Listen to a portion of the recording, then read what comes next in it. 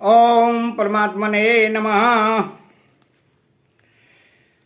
पूर्व श्लोक में अभ्यास और वैराग्य द्वारा मन के निग्रह की बात कहकर अब आगे के श्लोक में भगवान ध्यान योग की प्राप्ति में अन्वय व्यतिरेक से अपना मत बताते हैं कि असंयतात्मना योगो दुष्प्राप इति में मत है। वश्यात्मना तो यथता शक्यो अवाप्तो मुपायतः, अर्थात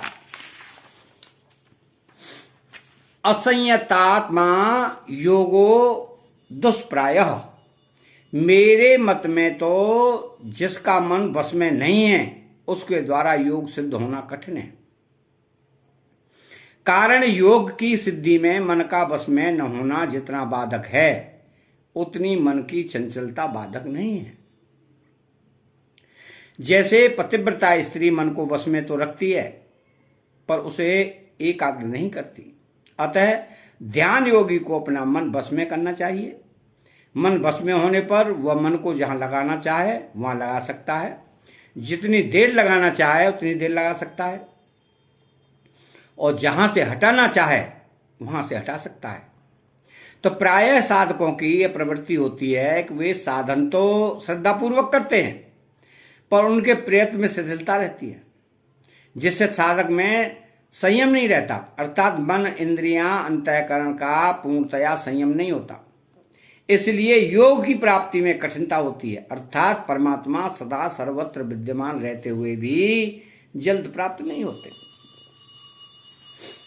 भगवान की तरफ चलने वाले वैष्णव संस्कार वाले साधकों की मांस आदि में जैसी अरुचि होती है वैसी अरुचि साधक की विषय भोगों में नहीं होती, अर्थात विषय भोग उतने निषिद्ध और पतन करने वाले नहीं दिखते।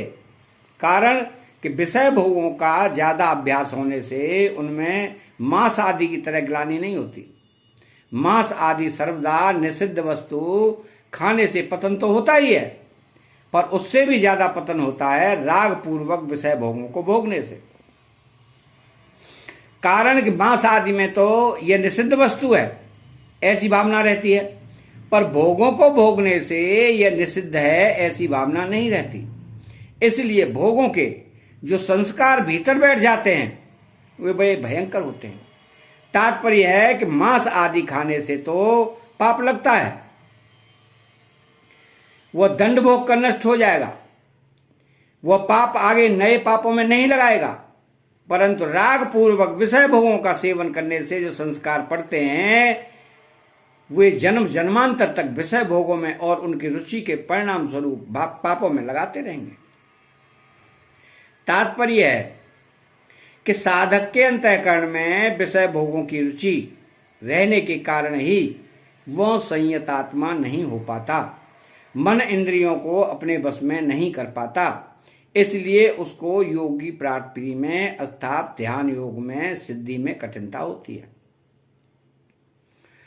तो वश्यात्मना तो यथता शक्यो अवाप्तो मुपायतः, परंतु जो तत्परता पूर्वक साधन में लगा हुआ है, अर्थात जो ध्यान योग की सिद्धि के लिए ध्यान योग के उपयोगी आहार विहार सोना जागना आदि उपायों का अर्थात नियमों का नियत रूप से और दृढ़ता पूर्वक पालन करता है, जिसका मन सर्वदा बस में है, ऐसे वश्यात्मा साधक के द्वारा योग प्राप्त किया जा सकता है,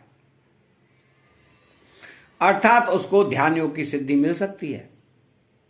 ऐसा मेरा मत है, इति में मत है। वश्यात्मा होने का उपाय है सबसे पहले अपने आप को यह समझे कि मैं भोगी नहीं हूं, मैं जिज्ञासु हूं, तो केवल तत्व को जानना ही मेरा काम है। मैं भगवान का हूं तो केवल भगवान के अर्पित होना ही मेरा काम है। मैं सेवक हूं तो केवल सेवा करना ही मेरा काम है, किसी से कुछ भी चाहना मेरा काम नहीं है। इस तरह अपनी अहंता का परिवर्तन कर दिया जाए तो मन बहुत जल्दी वश में हो जाता है। जब मन शुद्ध हो जाता है तब वह स्वतः वश में हो जाता है। मन में उत्पत्ति विनाशशील वस्तुओं का राग रहना ही मन की अशुद्धि है। तो जब साधक का एक परमात्मा प्राप्ति का उद्देश्य दृढ़ हो जाता है, तब उत्पत्ति विनाशशील वस्तुओं का राग हट जाता है और मन शुद्ध हो जाता है। व्यवहार में साधक यह सावधानी रखे कि कभी किसी अंश में पराया हक ना आ जाए, क्योंकि पराया हक लेने से मन अशुद्ध हो जाता है। कहीं नौकरी मजदूरी करे तो जितने पैसे मिलते हैं उससे अधिक काम करे। व्यापार करे तो वस्तु का तोल नाप या गिनती औरों की उपेक्षा ज्यादा भले ही हो जाए पर कम न हो।